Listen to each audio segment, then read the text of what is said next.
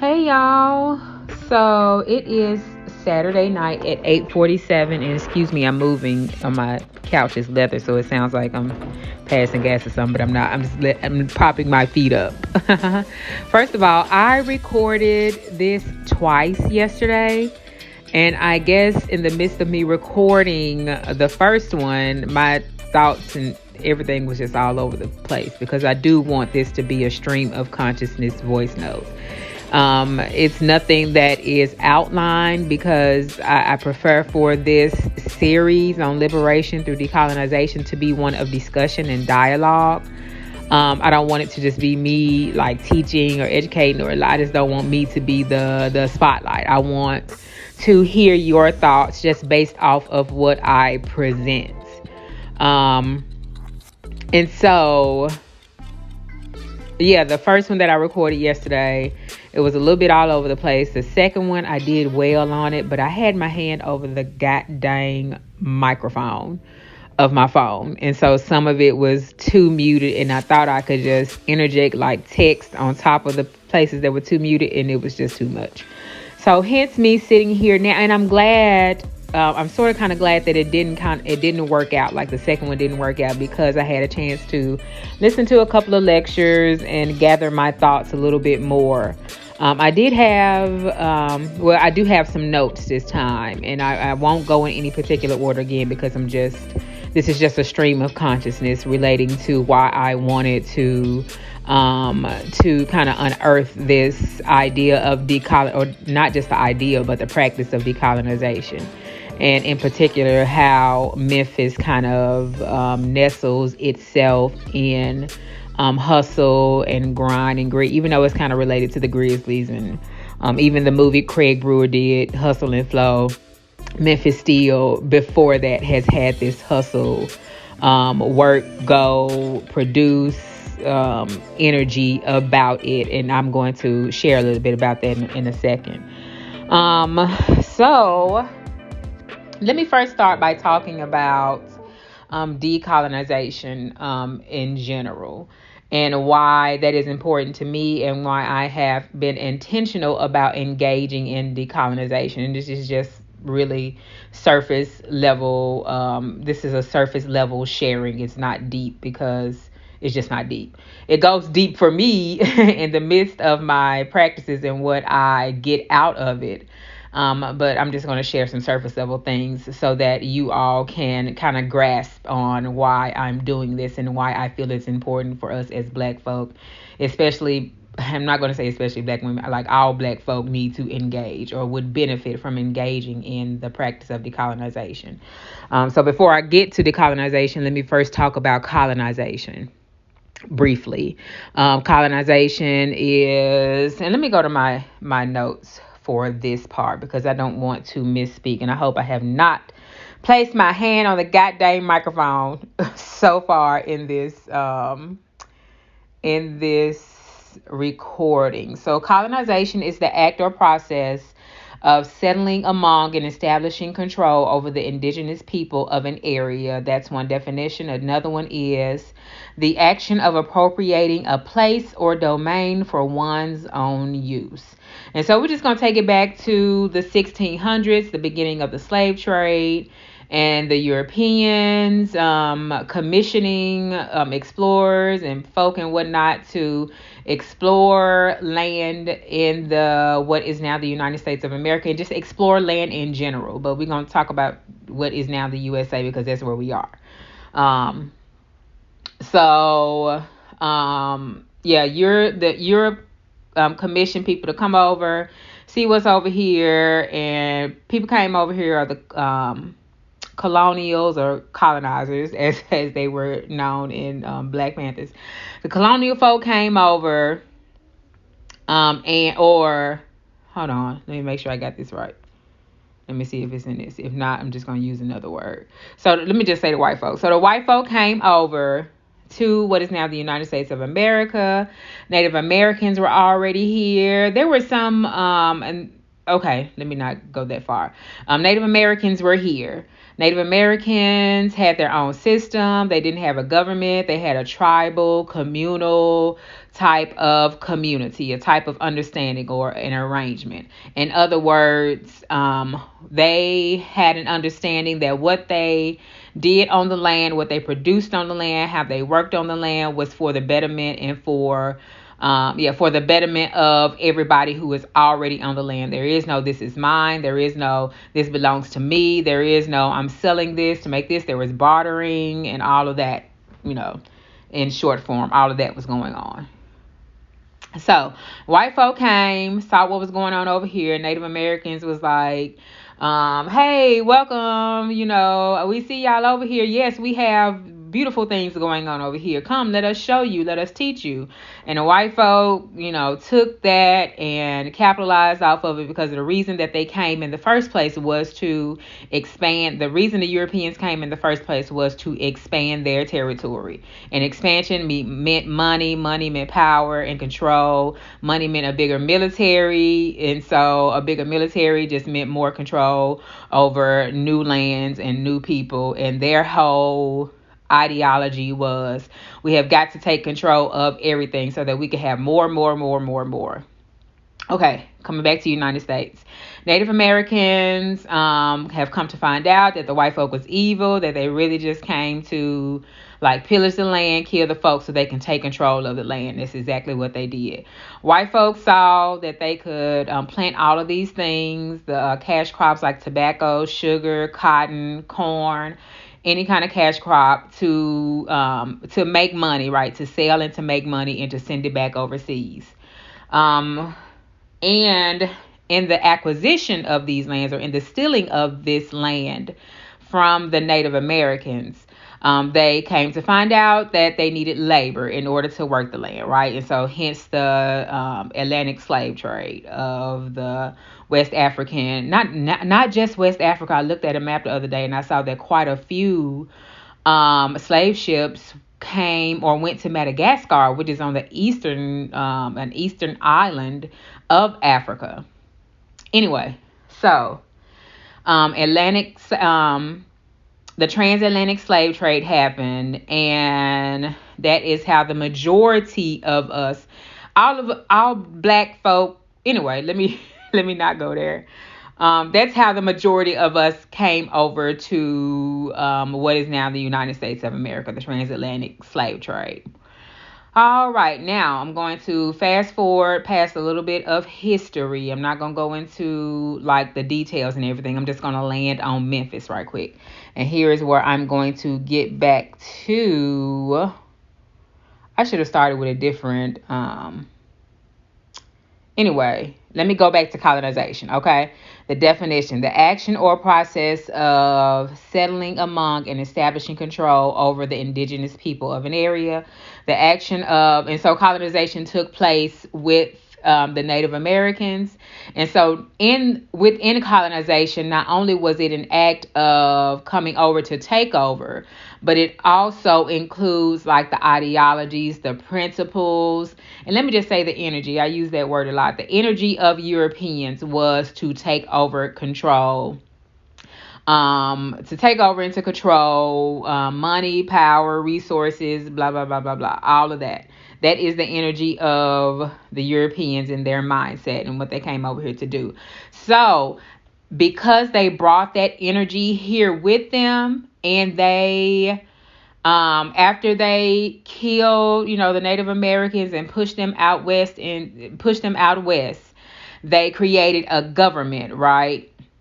And so the energy that they brought over with them was embedded in the government. And because that energy was embedded in the government, it controlled every facet of American life, including the lives of enslaved Africans and the children and the ancestors or the lineage of enslaved Africans. And so the entire United States is now a colonized, or is operating under or within the energy of this European idea of money, power, control. Okay? Does that make sense? Okay. So let's go to Memphis. So let me go to my Hold on, I got quite a few pictures to go through. I'm going to Memphis now. Okay, and we are in the 1850s. By 1850, I am taking this from, and this is a picture. I didn't take a picture of the name of the website, but it is the University of Memphis Ben Hooks Institute of Social Change is where I'm getting this information. So by 1850, Memphis was the nation's largest inland market for enslaved black workers and the biggest inland cotton market in the world. And it says more than 3,000 enslaved people lived in Memphis. This was by 1850. All right. So Memphis is what it is because of its location, right? And not is what it is. Well, yeah, it is what it is because of its location on the Mississippi River. The bluff, Memphis being a little bit higher because it does sit on a bluff.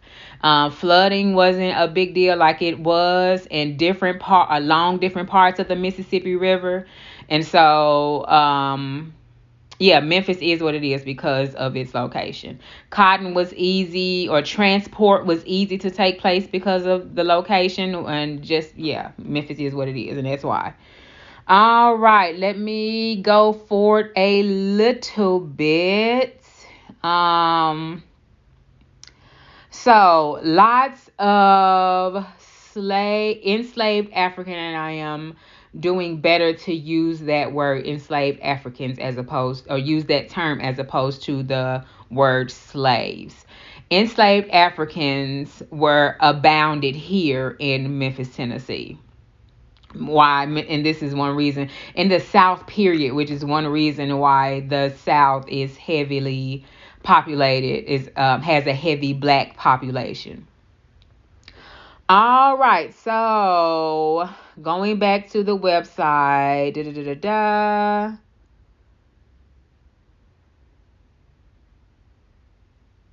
I don't think that's that important right now for where I'm going because I'm about to stop the history lesson to share a couple of other things before I end this voice note. It will not be long at all. Okay, I was just talking about Memphis and the number of black. Okay, so let's talk about commodification right now. So commodification, and this is from, I googled it and it's from the Oxford Dictionary. Let's see. Commodification. The action or process of treating something as a mere commodity.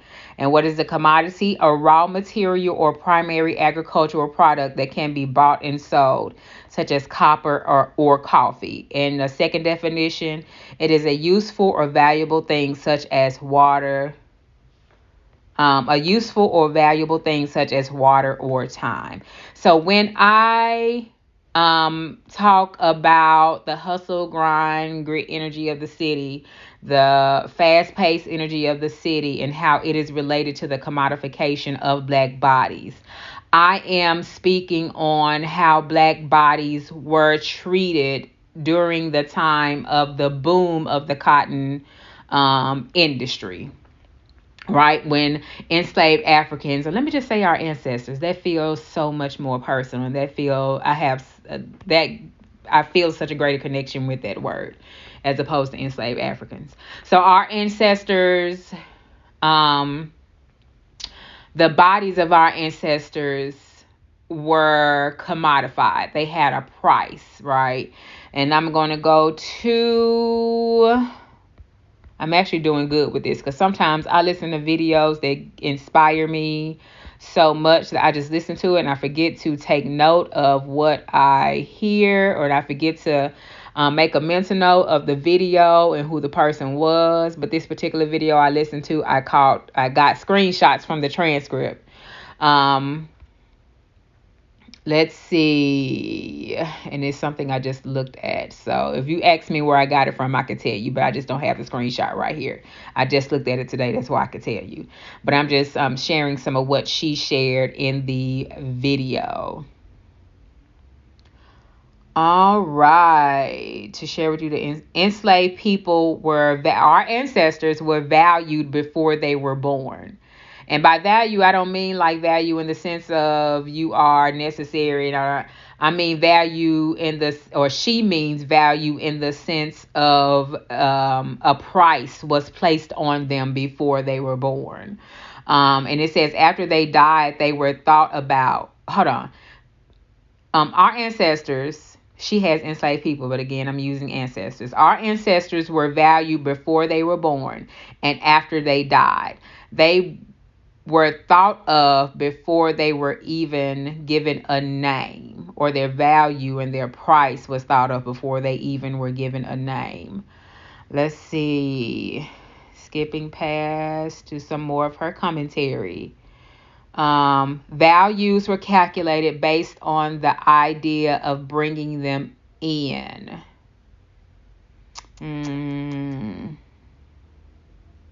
Hold on. Okay. Let me skip past that one because I didn't make sense of that. Okay, here she's talking about the slave owners and how they kept meticulous records. Let's see, and appraisals on each of our ancestors. A couple of more.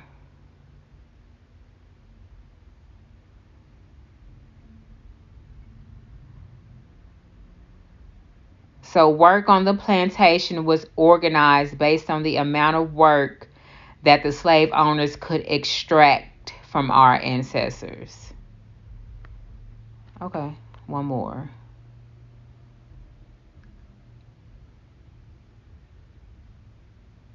Okay. So in essence, from what I gathered in the first maybe 10 or 15 minutes of her lecture, she just talked about how our ancestors were valued, and how actually I remember looking at a video maybe some months ago that talked about our ancestors being worth more than cattle. So, all right. So let me stop right there for that part. My next slide or my next picture is a definition of the industrial complex, and it brings me to Memphis. Also, it is good to know that Memphis has the country's top cargo airport. So, and that's because of FedEx, because FedEx home is here in Memphis. And it's also good to know that is why Memphis has so many warehouses. And warehouses in the sense of, big companies house their products and their inventory here. And because we have the largest cargo airport, it is easier for these businesses to come here, set up shop here in Memphis, and do their business here. Now let's talk about the industrial complex. And then y'all, I promise you I'm getting to a close after this. So the industrial complex is a socio-economic concept wherein businesses become entwined in social or political systems or institutions, creating or bolstering a profit economy from these systems. And so I'm reading that to land on the industrial complex of Memphis, the industrial complex mentality of Memphis. And I've been in conversations where it is said that even our children are taught to be, maybe not our children in particular, but let's talk about our parents for a second. Our parents had, maybe when we were growing up in school, we were growing up in a way, and this is just a feeling, this is just totally out the side of my neck, that our parents desired for us to be a part of this industrial complex, right? And so for them, we were going to school, maybe to go to college, yes, but to still be a part of a workforce where we worked there and we retired from said job, right? Or we worked at a job and we got 401k and we got retirement and things of that nature. So anyway, let me go back to the industrial complex and all the warehouses in the city of Memphis and all of the businesses who benefit, not because they are here, they know they're going to get workers here in Memphis, but they also know that they're going to get kickbacks from the government, tax breaks, all sorts of things. FedEx, I'm sure, is getting all sorts of crazy tax breaks for being located here. Anyway, so let me come to get ready to bring this to a close, because this is where, if you all were here and we were able to have a discussion and dialogue, I would have shared why it is important for me to break away from what I feel is this energy of do. I wrote some synonyms down in my notes. Let me get to those notes. Memphis has a energy of, it's a fast pace, never stop, go, keep pushing, output, produce, perform, execute, hustle. And let me also say that I know this is just not just a Memphis thing. This is a, overall, it is a Western thing, right? I don't know what it's like in Canada. I don't know. It may be different in Canada. I don't know what it's like in South America. I don't know what it's like, but I have a feeling that it's getting getting to be this way all over the world. But of course, we can only speak to where we are located. So I don't think this is just a Memphis thing. I think it is a Black City thing, though. I don't know if we were to go to like Portland, Oregon, or Seattle, or a city that is majority white, if there is this hustle, a hustle, go and produce mentality about them. I think it is also a Southern thing, and I think it's a Northern thing as well. Anyway, let me stop right there. One reason why I move a little bit differently on social media is because I don't scroll on there anymore. I may scroll for 2 seconds and then I realize I'm about to get caught up in a portal, a vortex of some sort, and I have to stop scrolling. But it just feels as if people are doing, going, performing, executing. It seems like there is this number like attached to, not a number. Let me just stop right there with what I said. Going, doing. Let me just leave it there. And that is something or an energy, or that's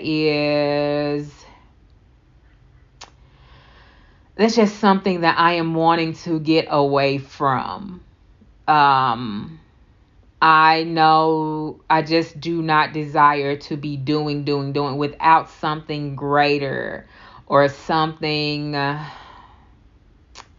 What word am I looking for? Something substantial being attached to it. And that is not talking about money. That is really talking about something that is life altering, not just for me, but for the generation that comes after me.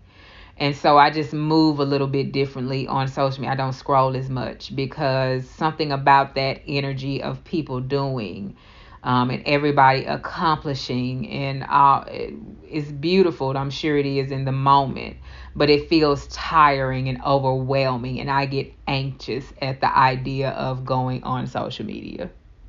I really do. And so I even don't like to do it. Like if I were to post something about beloved Memphis, or even when I went to post about Madison's graduation and things, I just got this overwhelming feel of anxiety. So y'all notice I don't even go on there and reply to people's comments. So there are many areas that I am decolonizing from. It's not just I think it probably started with religion, and religion opened the door for me to be aware of other areas of my life where I was kind of caught up in the warp hole of, is that the word I'm looking for? A warp hole? I don't know.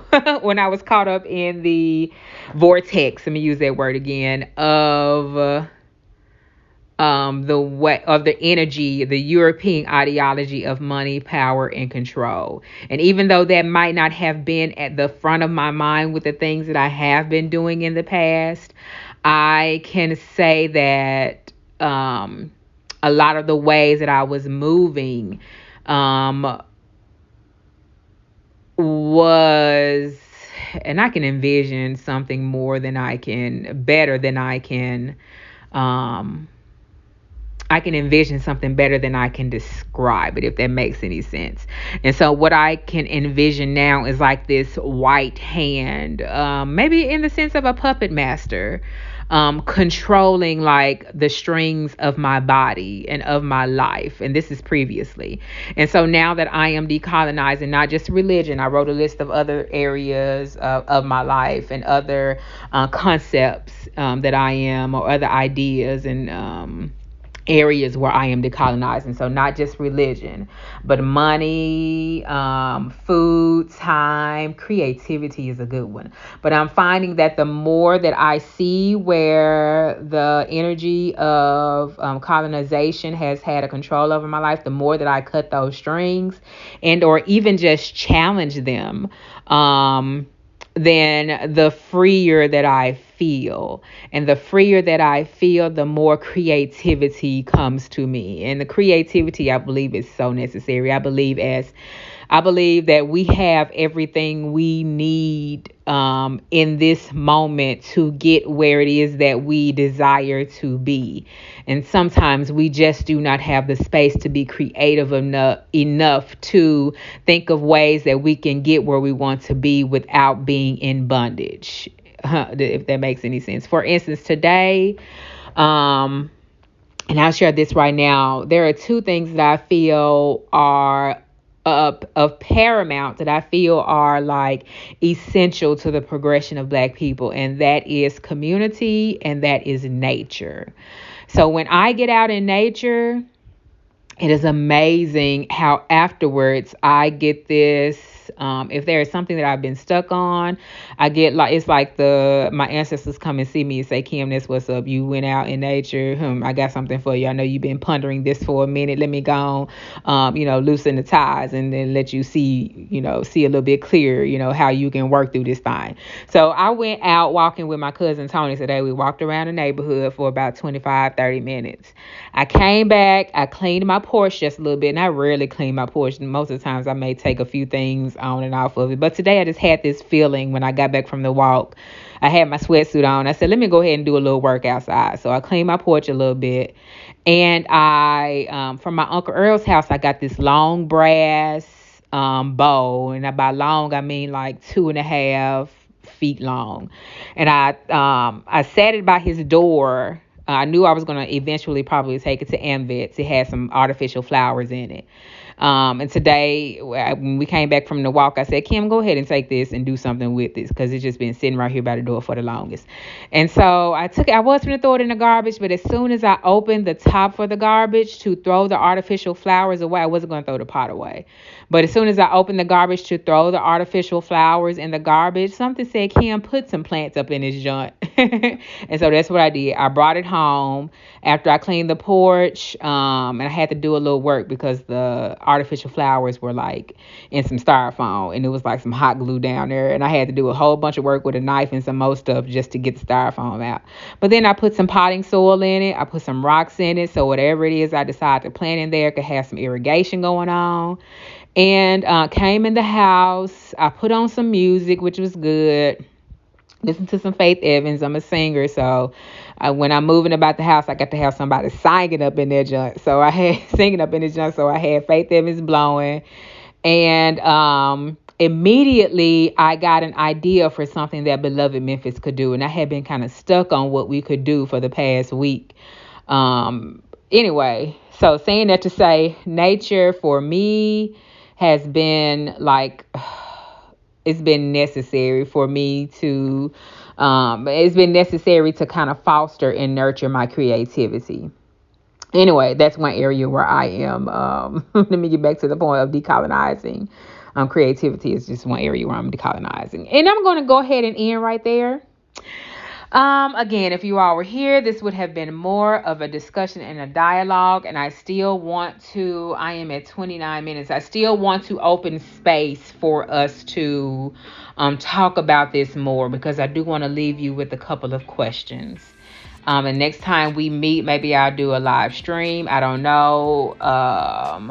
We can get into these questions and further this discussion on the hustle, grit and grind energy of the city and its connection to the commodification of Black bodies. There's so much more I could have shared, and I believe in conversation with you all that I will be most of this will come out of me, and it won't just be in me just sitting here. So a couple of questions that I have, and I'm looking for them now. Hold on.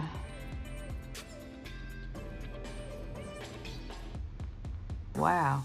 I thought I had those questions here. Okay, here it is. Okay, so from these conversations, I hope to inspire us to delve deeper in our attachment to our bodies and who's benefiting off of the work of our bodies when it ain't us. How can we begin to reclaim our bodies? How do we heal the lineage of our ancestors who toiled for this country? And I'd like to know, you can answer those two questions when we meet up, or however we're going to do this. Or, hold on, it's another question I had here somewhere. In what ways or in what areas are you or would you like to decolonize? And those are a few questions. Maybe we can do a nature walk on Tuesday or Wednesday evening. Justice will be with me this week, but he would love to get outside and sit in his stroller and take in some nature. So maybe Tuesday or Wednesday evening, or early Saturday morning. By early, Justice finishes eating around 8:30, and so maybe around 9 o'clock Saturday. So Tuesday evening, I'm thinking, let me think. Me and Jessica start winding down at 6 o'clock because I like to get him in the bed between 7 and 7:30. So maybe a Tuesday or a Wednesday evening, say, I wouldn't mind him getting to bed a little bit later. Say, what about a 6 on Tuesday or Wednesday, or a 9 o'clock or 9:30 Saturday morning? So for those of you who are listening, and I also type this in the notes for when I upload this voice note, so that we can get an idea of when we could possibly do a nature walk, or when we can do a nature walk off of the McLean entrance for the Green Way here in Memphis. All right, I'm going to stop it right there. Okay, I think I talked enough. Bye-bye.